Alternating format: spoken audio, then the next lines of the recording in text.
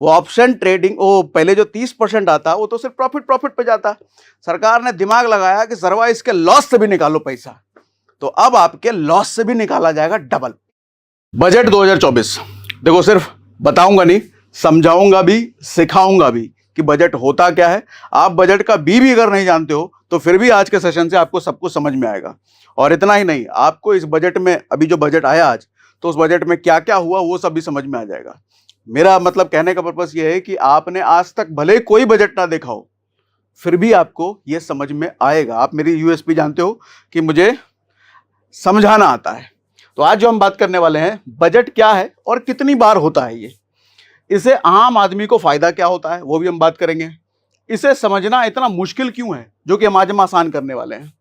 अच्छा, option trader और investor को क्या झटका लगा है? झटका लगा है, कुछ मिला है या इनसे कुछ छीन लिया गया है? अच्छा, इस बजट में हमें क्या खास मिला और हमसे क्या छीन लिया गया, वो भी समझेंगे हम। और लास्ट में मेरा कंक्लूजन क्या है इस बजट को लेकर के। ठीक है, तो पहले बजट आपको सिखाता हूं कि बजट होता क्या है, फिर उसके बाद इस साल के बजट पर हम बात कर लेंगे। देखो भैया, बहुत जल्दबाजी में किया है। आपको पता है कि आज पूरे दिन अलग अलग न्यूज़ चैनल पर काफ़ी सारे डिस्कशंस थे, तो कुछ पीपीटी वगैरह कुछ बनाने का समय नहीं मिला, तो सीधा वर्ड डॉक लेकर के आया और इसी से आपको समझाता हूँ। लेकिन हाँ, एक चीज़ का वादा है, समझ में पूरा आएगा, एक भी चीज़ ऊपर से बाउंस नहीं होने वाली। ठीक है, तो शुरू करें? हाँ भैया बताओ, शुरू करें? ठीक है, तो पहली चीज़, बजट होता क्या, ये चीज़ समझो। सिंपल सी चीज़ है सर, बजट। आपने सुना है, घर में हम कई बार बात करते हैं, बजट बनाओ महीने का, साल का, कि भैया सैलरी आई है तो पहले बजट बना लेते हैं। वही बजट ये होता है। वो बजट होता है घर के लेवल पे। अच्छा, बजट का मतलब क्या? हमारी कितनी कमाई है और हमारे कितने खर्चे होंगे, कहाँ कहाँ से कमाई या कहाँ से कमाई, और कहाँ कहाँ खर्चे या कहाँ खर्चे। समझ गए? मतलब अगर मल्टीपल सोर्स ऑफ इनकम है तो कहाँ कहाँ से कमाई हो गई, एक ही सोर्स ऑफ इनकम है तो कहाँ से कमाई हो गई, और कहाँ कहाँ खर्च करोगे। ऐसे ही अब देश के लेवल पे होता है कि देश कितनी जगहों से कमाने वाला है और देश कहाँ कहाँ पे खर्च करने वाला होता है। इसी का लेखा जोखा जो प्रेजेंट किया जाता है, इसको बोलते हैं बजट, और कुछ भी नहीं। अब देखो, हमारे घर में कई सारे सेक्शन होते हैं। खाना पीना बनाने का सेक्शन हो गया, बच्चों के स्कूल का सेक्शन हो गया, कपड़े उपड़े का सेक्शन हो गया, मेड उड को पैसा उसा देने वाला सेक्शन हो गया, अगर अपना घर खरीद रखा है तो ईएमआई देने का सेक्शन हो गया, रेंट पे रह रहे हो तो रेंट देने का सेक्शन हो गया। ये सब घर में रहने वाले आदमी के अलग अलग सेक्शन है। लेकिन देश के लिए यही सेक्शन है क्या? ना ना, देश के लिए अलग अलग सेक्शन है। अब देश में किसान, खेती बाड़ी होती है, बहुत सारे लोग किसान हैं, खेती बाड़ी करते हैं, उनके लिए कुछ सोचना पड़ेगा। अच्छा, देश में हमारे मिलिट्री वाले लोग भी जो डिफेंस में रहते हैं, जो देश की सुरक्षा करते हैं, एक वो सेक्टर हो गया। अच्छा, बैंकिंग वैंकिंग हो गया। ऐसे देश के लेवल पे कई सारे अलग अलग सेक्टर, कई सारी अलग अलग इंडस्ट्रीज हैं। तो हर इंडस्ट्रीज को क्या क्या मिलने वाला है, कितना कितना खर्चा एलोकेट होने वाला है, ये सब बजट का पार्ट होता है। समझा दिया ना? आराम से अच्छे समझ में आया ना? थोड़ा और अंदर भी घुसेंगे, टेंशन नॉट, सब समझ में आएगा। अब देखो, होता क्या है कि बजट को आप देश की सरकार का बही खाता, ये तो मैंने समझा दिया। हर साल ये फरवरी में बजट पेश किया जाता है। अब आप कहोगे अभी कौन सा महीना है? जुलाई। फरवरी में, जुलाई में कैसे हुआ?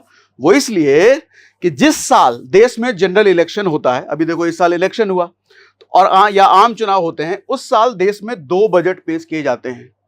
एक जो फरवरी में हुआ उसको बोल देते हैं हम इंटरिम बजट, मतलब मोटा मोटी समझो आधा अधूरा बजट।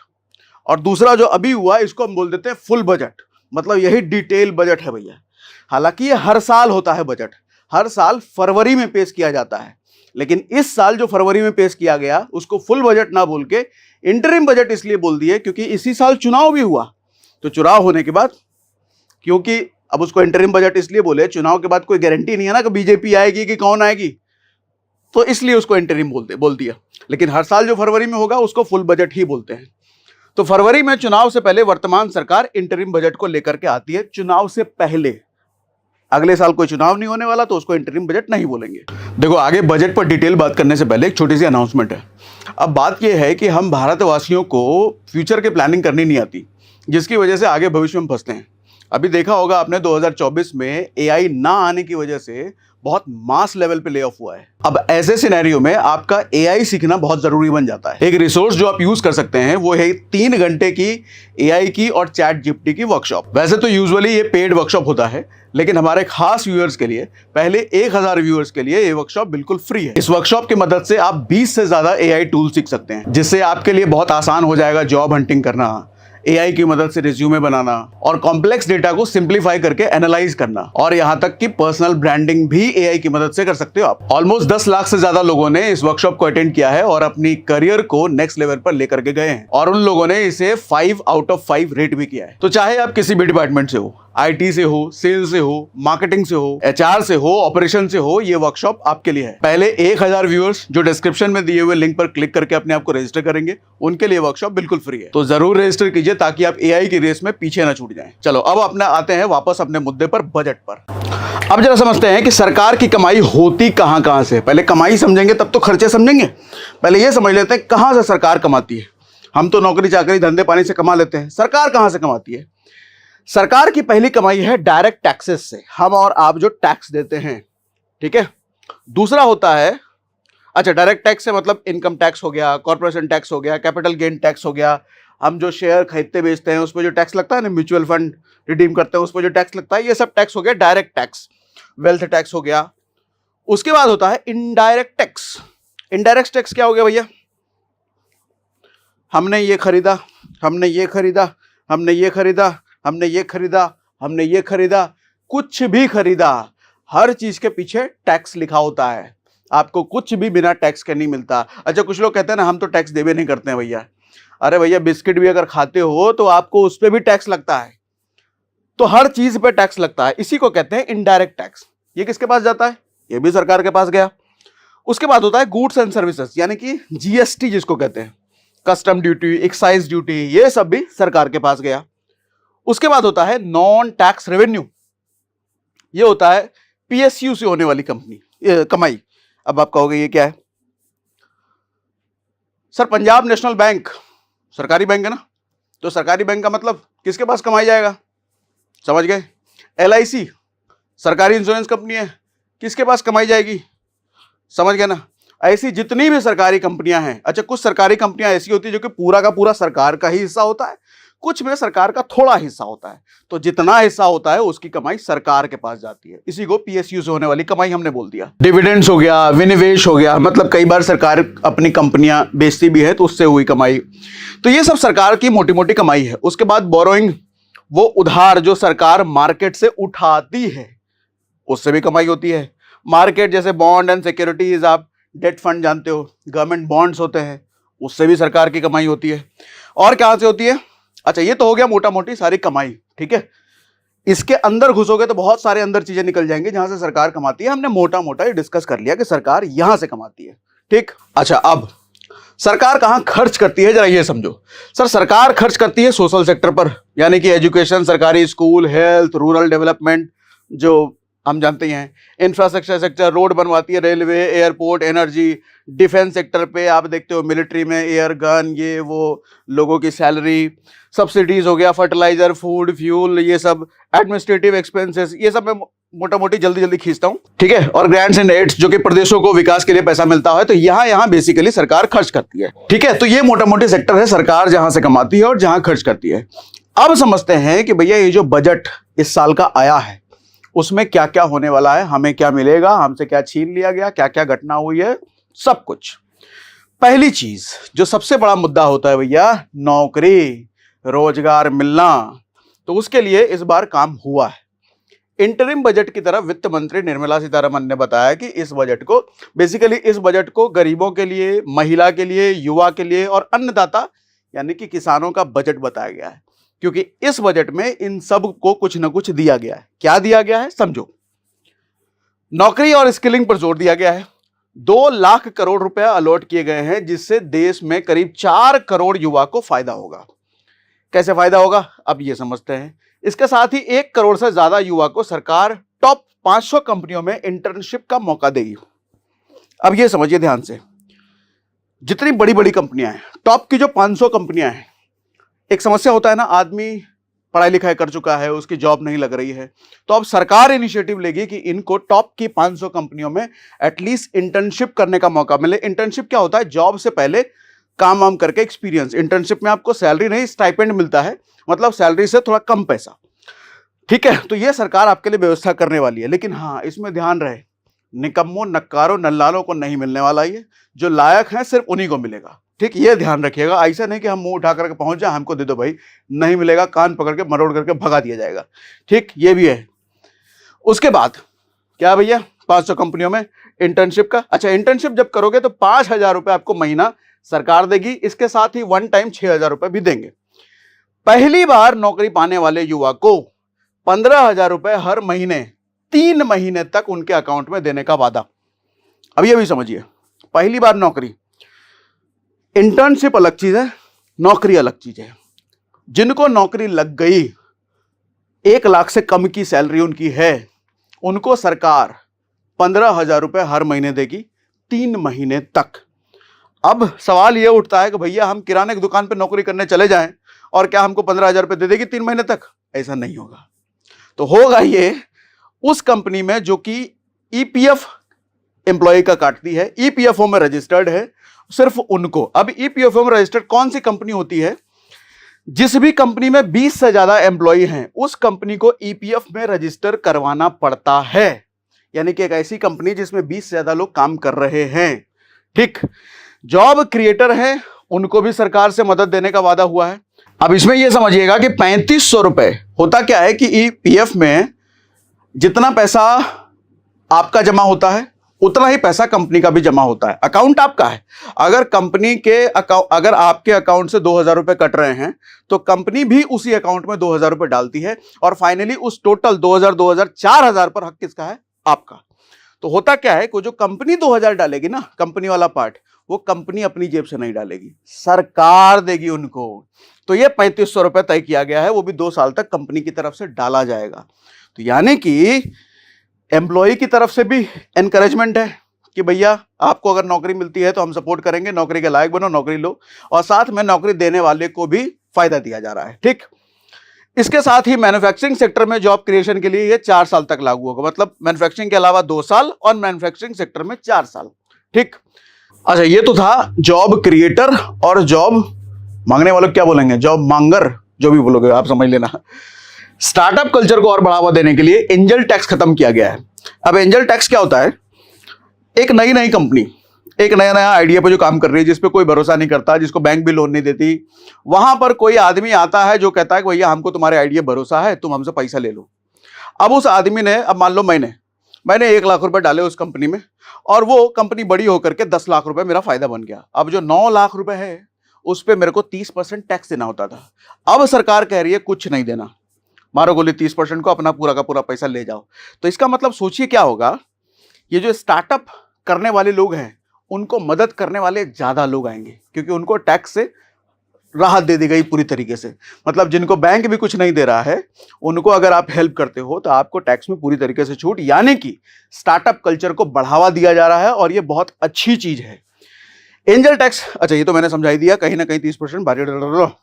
इसके बाद अच्छा एक और चीज, मुद्रा लोन स्कीम की लिमिट 10 लाख थी पहले और अब 20 लाख कर दी गई है, ये एमएसएमई के लिए है। अब अगला पॉइंट है टैक्स।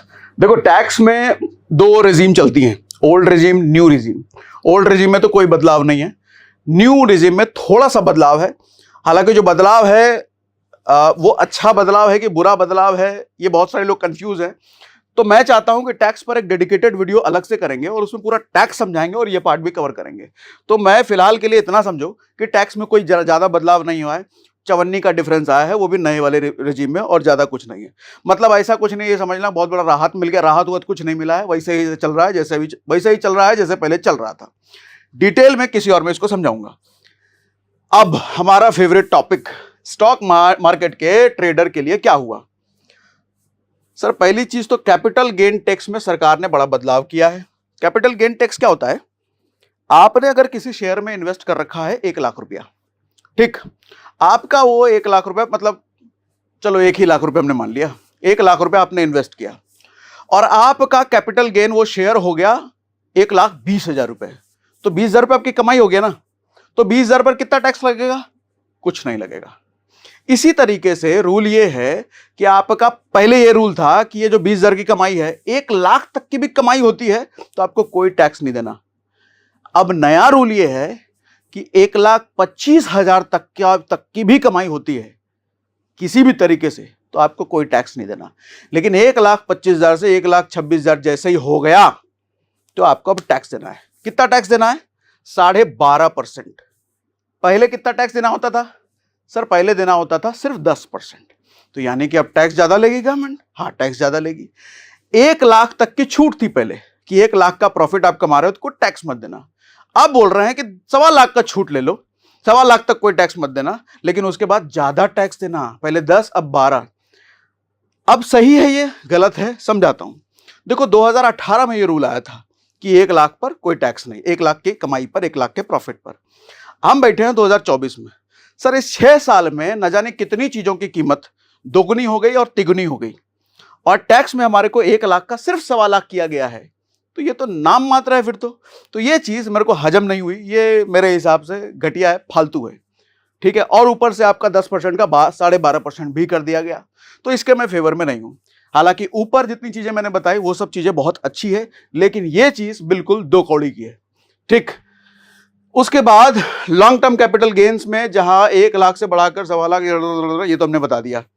इसके साथ ही फाइनेंशियल एसेट को 1 साल तक रखने के बाद लॉन्ग टर्म, अच्छा फाइनेंशियल एसेट यानी कि म्यूचुअल फंड, स्टॉक, एफडी, जितने भी फाइनेंस के एसेट होते हैं, 1 साल से अगर आप ज्यादा होल्ड करा हुआ है उसको लॉन्ग टर्म एसेट माना जाता है। यानी कि लॉन्ग टर्म एसेट पर हमने क्या बोला?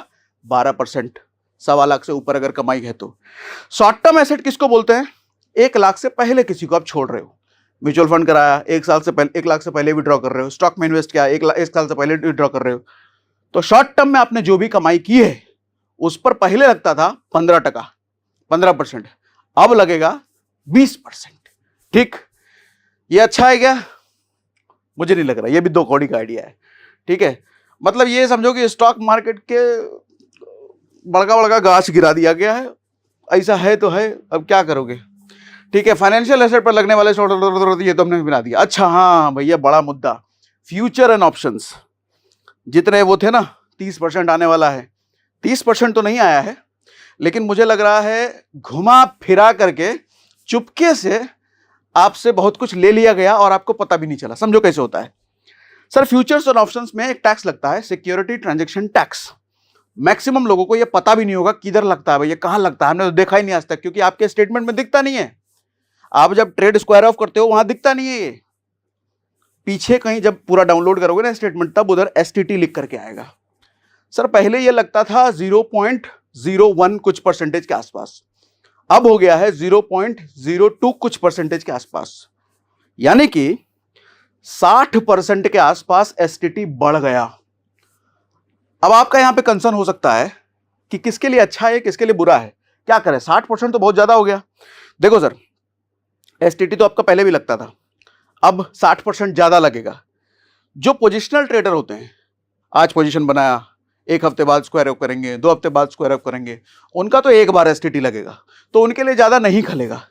लेकिन जो रिटेल ट्रेडर होते हैं, जो एक ही हफ्ते में 25 बार ट्रेड करते हैं, 50 बार ट्रेड करते हैं, सर हर बार एसटीटी लगेगा।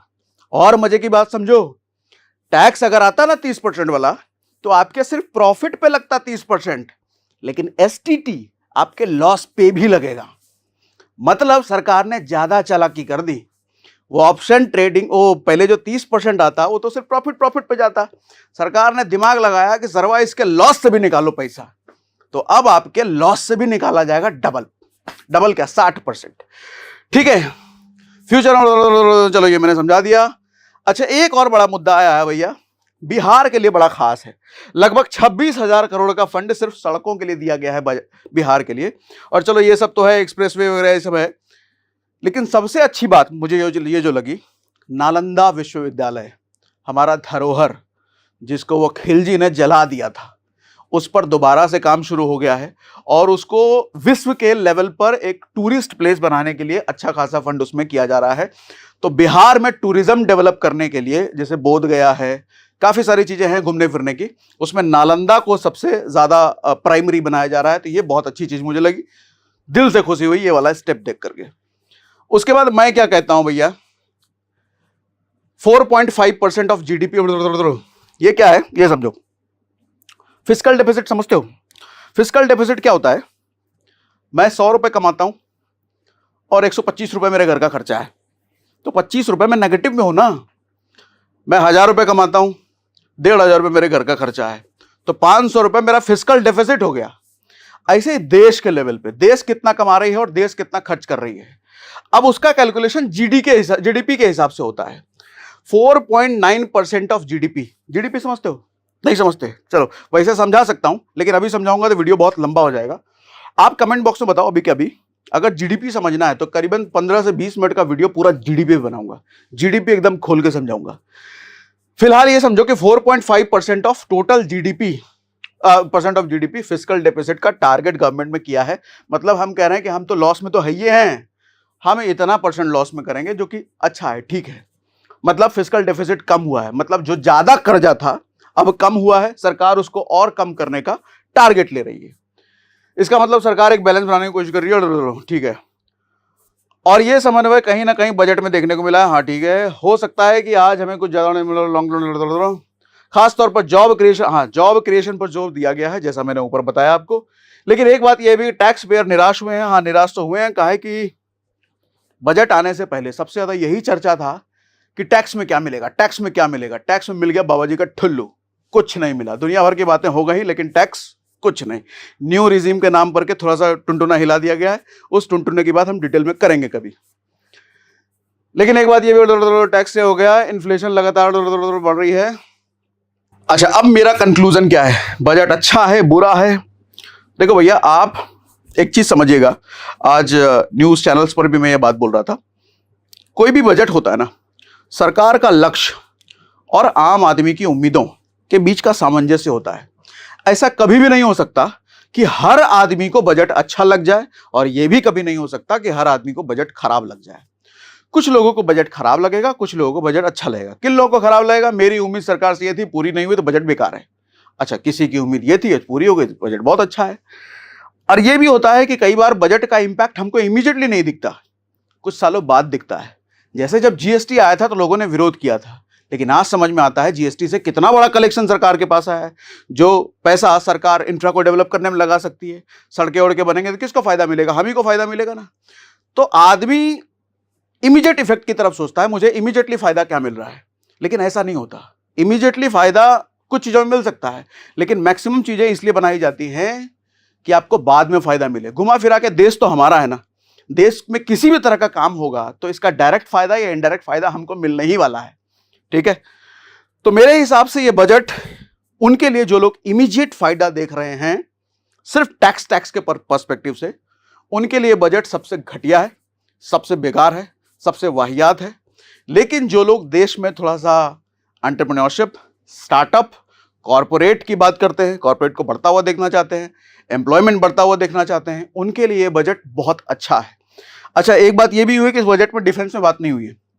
सर डिफेंस में इसलिए बात नहीं हुई है कि फरवरी इंटरिम बजट था, वहां डिफेंस की बात हो चुकी है, अच्छा खासा फंड डिफेंस में जा चुका है, इसलिए यहां पर बात नहीं हुई।